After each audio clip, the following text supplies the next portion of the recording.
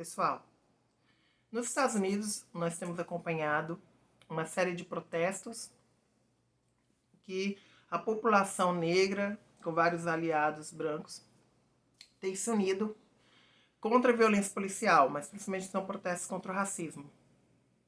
E protestos que retomam a execução a céu aberto de George Floyd, um homem negro em Minneapolis, e que suscitou toda essa reação, os protestos, o fogo nos racistas, e principalmente uma resposta à violência policial e ao racismo estrutural, mesmo institucional, da sociedade americana.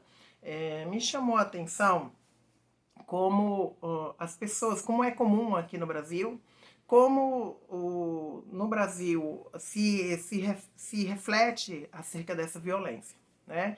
Acerca principalmente da reação dos negros. Eu já escrevi um pouco sobre isso, já discuti em outros momentos, um artigo Por que os negros não se revoltam aqui no Brasil, porque as pessoas sempre colocam essa questão quando a gente fala dessa temática da reação do povo negro norte-americano. Porque faz parte do racismo brasileiro também, e dessa visão cultural do outro como violento, né? E assim, de que os outros reagem e nós somos passivos. O povo brasileiro, para quem estudou realmente pouco a história do nosso país, a gente tem um problema sério de educação mesmo, e uma educação direcionada para criar certas imagens sobre o povo negro, o povo indígena brasileiro, criou essa falsa ideia de uma sociedade pacífica, que não é verdade. O Brasil se formou em cima de genocídio, de extermínio, de escravidão, e sempre houve reações das populações indígenas dos povos negros. Não é à toa que ainda hoje no Brasil nós ainda temos mais de 1000 quilombos, mais de 1000 remanescentes daquelas organizações comunitárias. E nós sempre tivemos, ao longo do processo dos 350 anos de escravidão no Brasil, nesses 500 anos de história do Brasil, as revoltas individuais também, né? Coletivos, individuais, envenenamento, assassinato de senhores de escravos, o próprio fato das gestantes abortarem, né? Elas eram muito vigiadas porque não queriam que os filhos fossem escravizados. Então sempre houve revolta, gente, e organização política. Só que sempre foi silenciada, só que sempre foram os interlocutores brancos que tomavam esse espaço de fala. Então, a questão é a seguinte: a gente tem que entender que nos Estados Unidos essa resposta também tem um contexto histórico que no Brasil sempre atemorizou os senhores de escravo e aqueles que estão no poder, que se financiam com base nessa escravidão de ordem étnica sobre a população negra. Né? Inclusive, muitos descendentes dos senhores escravos hoje são os grandes capitalistas, né, no Brasil.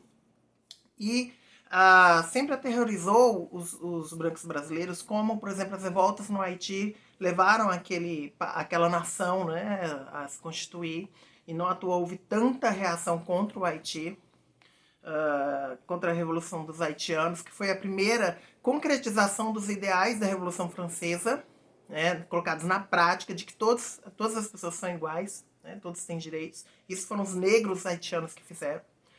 Não à toa surgiram muitas legislações, inclusive aqui no Brasil, e práticas de violência sistemática do Estado, pena de morte com relação à população negra.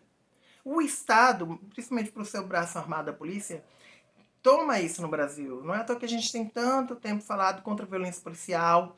O Estado brasileiro ele se apresenta junto à população negra, principalmente a partir das políticas públicas de controle e extermínio, não é de hoje, e faz parte dessa mesma estruturação da polícia.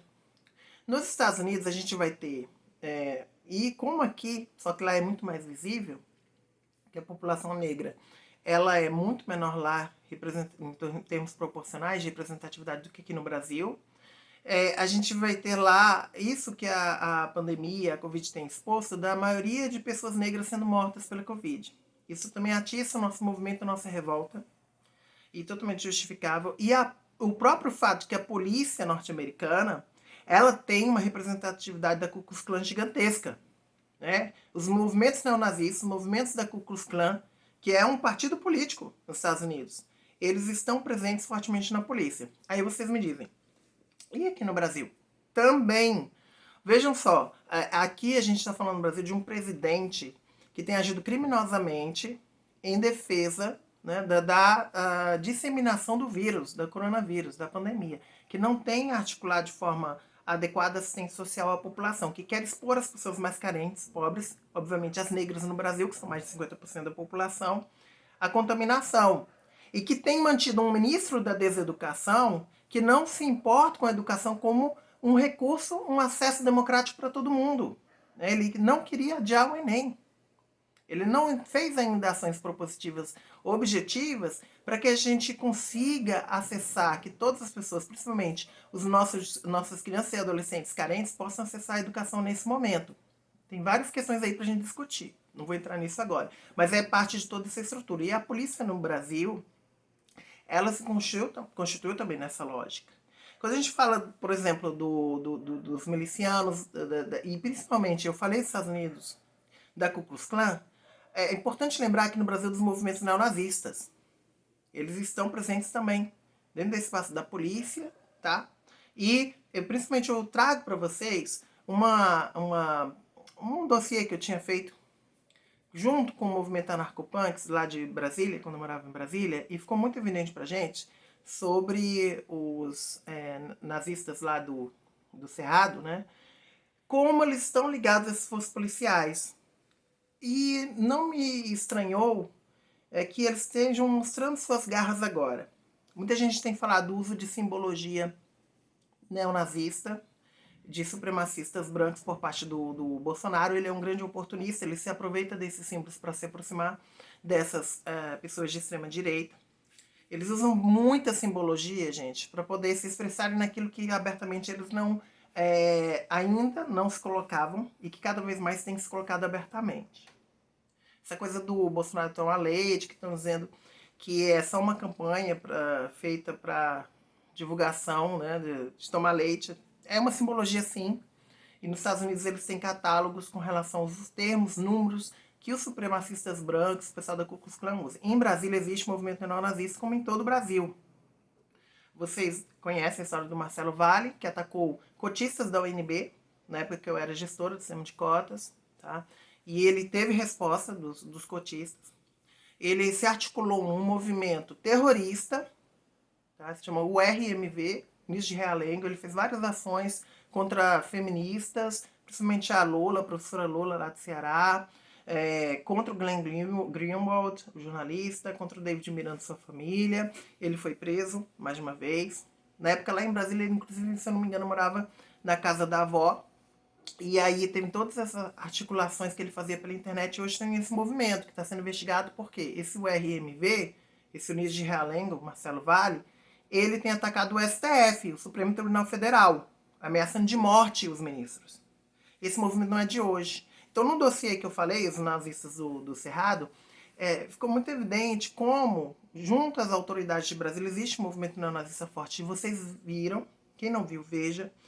Nós tivemos hoje em Brasília, nós tivemos uma manifestação de movimento de apoiadores de Bolsonaro, 300 de Bolsonaro até, como eles usam simbologia também pop, né, dos 300, popular, enfim, da mídia. 300 que apoio, pelo menos no número 300, na manifestação que a Sarah Winter, por exemplo, fez, teve 30, né? Mas o importante não é falar de números. O importante é falar da qualidade da questão, do ponto significativo, que é esses apoiadores de Bolsonaro usaram simbologia nazista, usaram simbologia da Ku Klux Klan, neonazista, de supremacistas brancos. Isso em Brasília, isso no Brasil. Quem tiver o mínimo de entendimento de Brasil sabe que já é absurdo uma nação como o Brasil, em que a maioria da população é negra, a grande maioria, além dos negros, são afrodescendentes, né, tem ancestrais negros e não seriam nunca aceitos, por exemplo, nos Estados Unidos ou dentro de um movimento neonazista europeu como brancos, mas agem aqui. A gente tem um histórico ligado ao integralismo, tá, do começo do século XX, que era extremamente presente o Partido Integralista no Brasil, ligado aos fascistas, esse pensamento nazista, supremacista racial, ligado à eugenia. Não à toa, Bolsonaro dialogue muito com eles, nessa compreensão dele, de que muitos têm que morrer para que os fortes fiquem. Ele era um partido gigantesco no Brasil, ele tinha cargos. Ele estava no governo Getúlio Vargas. Então, A gente tem uma tradição no Brasil, sim. A Brasília, infelizmente, teve essa manifestação nefasta de supremacistas brancos que apoiam o Bolsonaro usando simbologia da Ku Klux Klan, com capuzes brancos, com tochas. Então, isso é para comentar para vocês o contexto de diálogo entre Brasil e Estados Unidos. Nós tivemos manifestações importantes neste domingo com relação à democracia, mas principalmente eu acho que o ponto principal quanto ao Bolsonaro é o ataque criminoso que ele faz às instituições da República. Ele foi eleito democraticamente. Manipulando os meios de comunicação, sim. Usando robô, sim. Fake news, sim. Mas foi eleito. E aí, a nossa reação tem que considerar isso. Como a gente vai articular junto à população que elegeu esse fascínora para que nós consigamos manter as vidas das pessoas. Tá? Entender o foco da questão para poder enfrentá-lo. Nós precisamos, reiteramos, a necessidade do impeachment do Bolsonaro é fundamental que o presidente da Câmara, Rodrigo Maia, que encaminha os mais de 20 pedidos que já foram feitos, encaminhe esse processo de impeachment. E é preciso pressão popular. Os apoiadores de Bolsonaro sabem disso. Por isso eles estão reagindo. Nossa reação é fundamental, sempre com segurança. Nós estamos no meio de uma pandemia da Covid. Quem sai na rua para se manifestar, a gente outro dia estava criticando, né? Os não-nazistas e apoiadores de Bolsonaro na rua querendo que as pessoas se expusessem. Se a gente está saindo na rua justificadamente para protestar contra o racismo, protestar pelas vidas das pessoas negras, protestar contra o governo fascista, fascínora Bolsonaro, e fascista eu estou usando nesse sentido eugênico, tá? Nesse sentido de que ele quer realmente deixar as pessoas mais, as pretas, as pobres, mais carentes, LGBTs que ele odeia, mulheres sofrerem, morrerem, é nesse sentido. Nós temos que nos organizar. Temos que pressionar a Câmara. Temos que mostrar que o povo quer isso.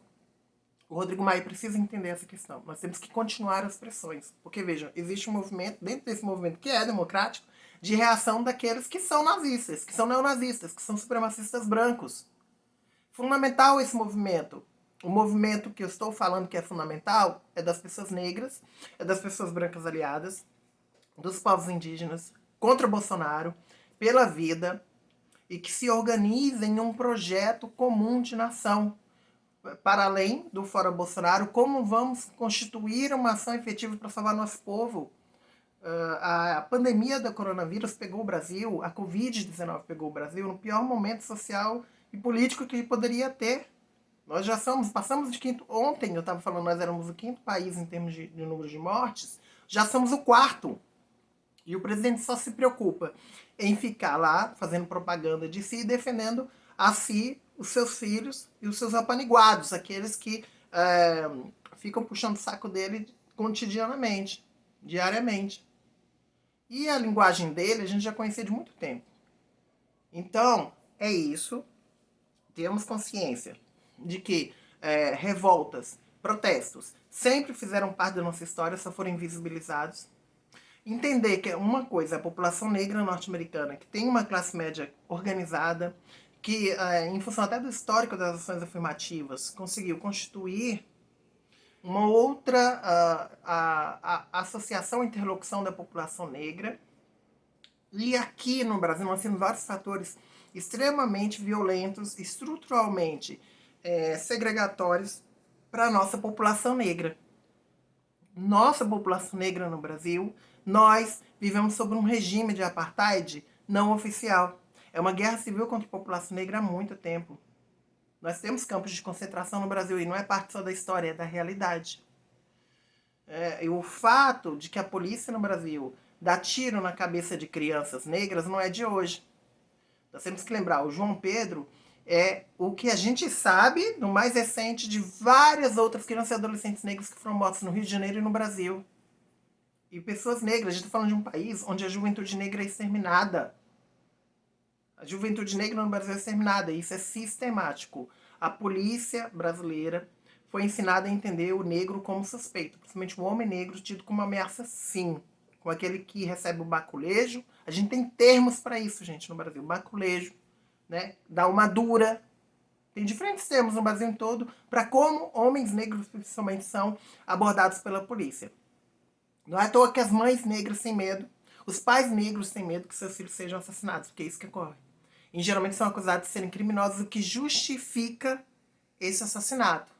O termo bandido bom e bandido morto sempre é aplicado para pessoas negras no Brasil. Principalmente se forem negros LGBTs.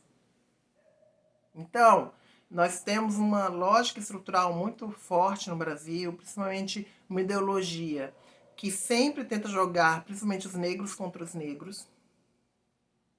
Não é à toa que o racismo é tão eficiente no Brasil, porque ele é muito cínico, ele não se expõe explicitamente.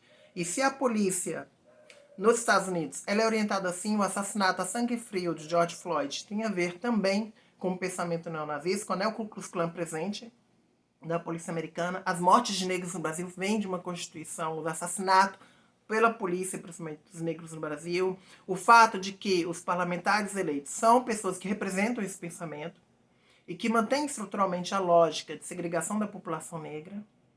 Isso nos ajuda a entender e enfrentar a questão. A questão, o protesto como a voz daqueles que não são ouvidos, como já dizia Martin Luther King. E, acima de tudo, nós temos que nos articular com pautas objetivas para transformar essa realidade. Primeiro passo, seguir protestando pelo Fora Bolsonaro, pelo impeachment do Bolsonaro. E aí, repensar o projeto de nação. O normal que havia antes da pandemia do Covid não era normal. Era a lógica sistemática mantida de exclusão da população negra. E de machismo estrutural e de LGBTfobia. Bolsonaro foi eleito como parlamentar por mais de 20 anos defendendo pautas como essas. E foi eleito. Então não deveria ser surpresa para muita gente que ele seja LGBTfóbico, racista, machista. E apesar disso, muitos estão colocando como se fosse novidade. Então houve, sim, mesmo por parte de aliados da população negra, das mulheres LGBTs, uma despreocupação quanto a isso. Achar que é menos importante, porque ele está falando de gente que é menos importante. Né? Então, gente, é isso, é auto-organização, é pensar de forma muito estratégica, se protegendo, como eu disse. Não adianta fazer manifestação se expondo também ao coronavírus. Você tem que, quem faz protesto, tem que se proteger também o máximo possível. Claro que sempre vai ter um risco de exposição e tem que considerar sim, mas nossas vidas são muito importantes. E tomar muito cuidado, porque se a gente sabe já que essa polícia que está posta é a polícia que segrega, é a polícia que considera o negro suspeito. Nós tivemos aqui agora, no Rio de Janeiro, uma manifestação que a polícia reagiu. A gente já sabe, gente. Então vamos nos precaver. A gente sabe que a polícia vai agir. Eles querem gastar o gás de pimenta deles, as balas de borracha. Eles querem mesmo atacar a nossa população. Por uma questão ideológica, uma questão que constitui eles. Por mais que a maioria deles também sejam negros, entende? Então temos que entender isso. Nesse estado, onde o governador foi eleito defendendo o bandido bom e bandido morto, que festejou o assassinato, né, de uma pessoa na ponte, Rio-Niterói, que defendeu extermínio, atirar contra a população de favela, é isso que está posto. E ele continua aí. Vamos reagir? Nada mudou, nós vamos mudar. Vamos ter consciência? Não basta só repetirmos slogans. Nós temos que entender o que está acontecendo para poder construir estratégias. Ninguém vai ter uma resposta definitiva agora. Mas se a gente não pensar de forma coesa, se nós não entendemos esse contexto, que é um contexto de Brasil, mas é um contexto global, a gente não vai conseguir sair do lugar. E as estruturas vão se manter enquanto as pessoas se sentem satisfeitas. Fazendo postagem, se manifestando. Mas se não tiverem foco na transformação, se não pensarem estrategicamente, se a gente não fizer isso, nada vai mudar, vai continuar, tudo muda para que continue igual, tá?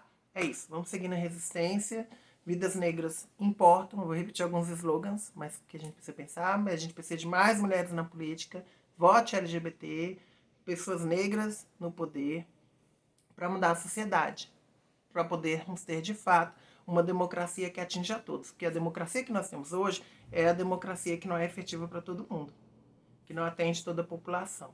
É isso.